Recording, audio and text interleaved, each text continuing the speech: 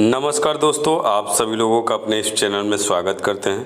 दोस्तों, हम आप सभी लोगों के सामने जो है पाठ योजना लेकर आए हुए हैं और यह पाठ योजना जो है कक्षा 1 के हिंदी विषय से लिया गया है।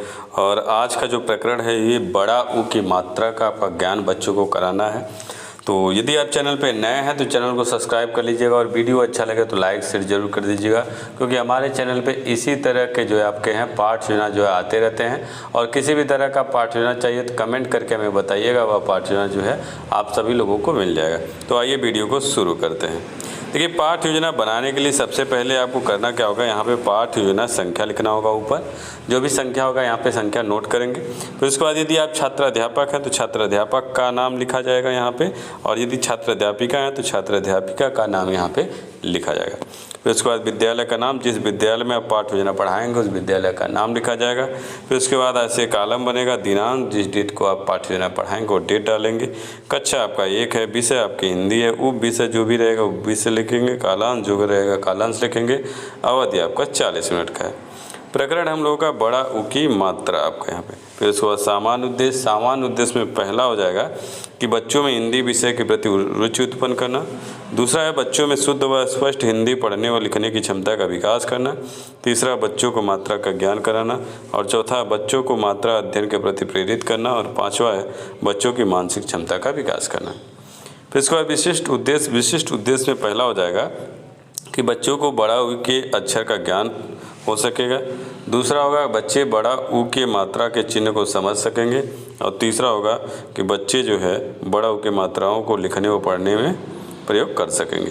फिर इसके बाद सहायक सामग्री। सहायक सामग्री में चाक, डस्टर, श्यामपट्ट, बड़ा ऊ के मात्रा से बनने वाली वस्तुओं का चित्र आपका। शिक्षण विधि। शिक्षण विधि में प्रदर्शन विधि, स्पष्टीकरण विधि। फिर उसके बाद पूर्व ज्ञान।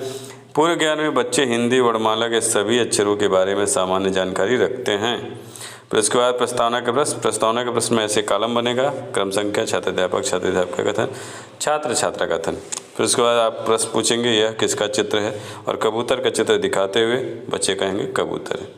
कबूतर में कौन कौन सा अक्षर आया हुआ, क है, ब है, त है, र है। फिर ब अक्षर पे कौन सी मात्रा लगा, बच्चे मौन हो जाएंगे, समस्यात्मक प्रश्न हो जाएगा। उसके बाद उद्देश्य कथन में आएंगे। उद्देश्य कथन में कहेंगे बच्चों आज हम लोग बड़ी ऊ की मात्राओं का अध्ययन, विस्तृत अध्ययन करेंगे। फिर उसके बाद प्रस्तुतिकरण। प्रस्तुतिकरण में से कॉलम बनेगा। और इसके बाद यहाँ पे बड़ा शिक्षण बिंदु में बड़ा ऊ की मात्रा का ज्ञान। फिर छात्र अध्यापक कथन में छात्र अध्यापक छात्रों को बड़ा ऊ के मात्राओं के बारे में बताएंगे। और बड़ा ऊ को इस चिन्ह से आपका जो है प्रदर्शित किया जाता है। बड़ा ऊ किसी अक्षर के नीचे लगाया जाता है। तो जब स्पष्टीकरण देंगे तो छात्र ध्यानपूर्वक सुनेंगे। फिर उसके बाद आपका उदाहरण में कबूतर में क और अ है, ब और बड़ा ऊ है, त में अ है और र में अ है। तो बाकी आपका अ वाले में कोई संकेत नहीं होता, लेकिन ब वाले में जो है बड़ा ऊ का मात्रा का संकेत इस तरह से होता है। तो ऐसे आप लिख लेंगे, दिखाएंगे बच्चों को। फिर उसके बाद अंगूर, पहला अक्षर आपका अंग है तो अंग का कोई संकेत नहीं है, लेकिन दूसरे अक्षर ग में आपका बड़ा ऊ का मात्रा यहाँ लगा है और र में आपका अ का मात्रा लगा। तो अ वाले में कोई भी संकेत नहीं दर्शाया जाएगा, लेकिन बड़ा ऊ वाले में ये दर्शाया जाएगा इस तरह से। उसके बाद आलू में आ और ल में बड़ा ऊ का मात्रा है, तो यहाँ पे इस तरह से आपका उसका संकेत हो जाएगा। फिर इसके बाद जो है हम लोगों का अगला हो जाएगा सूरज। स में जो है बड़ा ऊ का मात्रा है, र में अ है और ज में अ है। तो इन दोनों में आपका कोई संकेत नहीं है, लेकिन स वाले में बड़ा ऊ का मात्रा है, तो बड़ा ऊ का मात्रा इस तरह से संकेत के माध्यम से दर्शाया जाएगा। फिर इसके बाद जो है यहाँ पे चूहा है आपका, च पे बड़ा ऊ का मात्रा, ह पे आ है, तो च पे और बड़ा ऊ का मात्रा ऐसे है और ह पे आ का मात्रा है, तो ये आ का मात्रा एक लाइन आपका खींचा जाएगा। तो इस तरह से आपका यह स्पष्टीकरण देंगे, उदाहरण के द्वारा समझाएंगे बच्चों को। तो इसके बाद बोधात्मक प्रश्न में पहला होगा ऊन से क्या बनता है। ऊन में अंगूर में बड़ा ऊ का मात्रा किस अक्षर पर लगा है, सूरज किस दिशा में निकलता है। फिर श्यामपट्टकार में छात्र अध्यापक छात्रों को श्यामपट्टकार अपनी कॉपी पर लिखने के लिए कहेंगे।